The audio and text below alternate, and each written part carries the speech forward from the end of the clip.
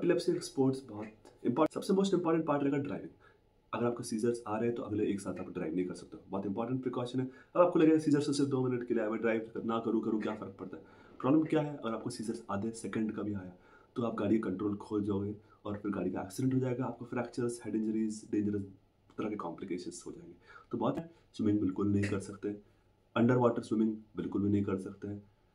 आप सिर्फ पानी में पूल में खड़े हो सकते हो, वो भी अंडर सुपरवाइजर, मतलब सुपरवाइजर कंटिन्यूस आप पे ध्यान रख रहा है तो आप पानी में खड़े हो सकते हो और कुछ नहीं कर सकते हो।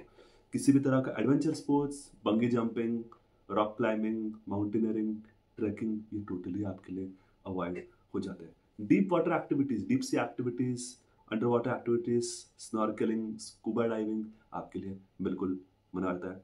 Adventure sports, zip lining, rope lining, rappelling, rafting, river rafting, boating, ये टोटली आपके लिए मना हो जाता है। तो कौन से स्पोर्ट्स खेल सकते हो? बहुत इंपॉर्टेंट सिंपल सवाल है।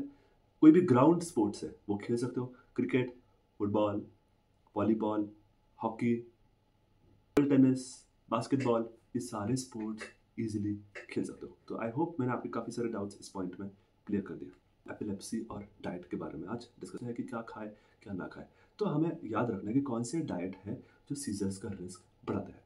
सबसे पहला आता है चॉकलेट्स, जिनमें होते हैं टायरामीन्स। टायरामीन्स हमारे ब्रेन का एपिलेप्सी पोटेंशियल बढ़ा देते हैं।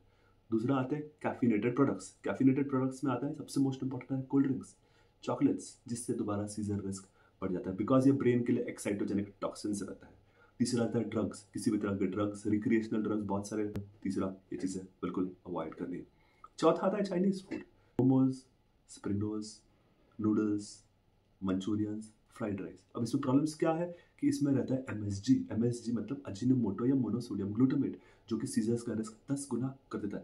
अगर आपको चाइनीज फूड खाना ही है तो घर पे बनाओ। घर पे है ना, कोई भी पेशेंस, आप और हम बिल्कुल भी अजीनोमोटो नहीं डालते। हमारे तेल बहुत अच्छे रहता है, रिफाइंड ऑयल रहता है, sunflower oil, rice brand oil और सोयाबीन ऑयल, इस तरह के ऑयल या ऑलिव ऑयल रहता है जो कि अच्छे ऑयल रहते हैं। बाहर जो चाइनीज फूड वाले ढाबे रहते हैं वो यूज़ करते हैं पाम ऑयल, जो कि रहता है बहुत ही toxic oil. Pizzas, pastas, burgers, ये तीनों चीज़ें अवॉइड करें। रीज़न क्या है?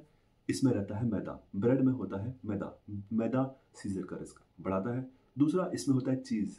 अब बाहर के जो सारे चीज़, पैकेट चीज़ रहते हैं, वो सारे बनते हैं पाम ऑयल से, जो कि सीजर रिस्क बढ़ा देते हैं। तीसरा, इन सब में रहता है फ्रोजन फूड। फ्रोजन फूड में रहता है प्रिजर्वेटिव्स। प्रिजर्वेटिव्स दोबारा आपका सीजर रिस्क बढ़ा देते हैं।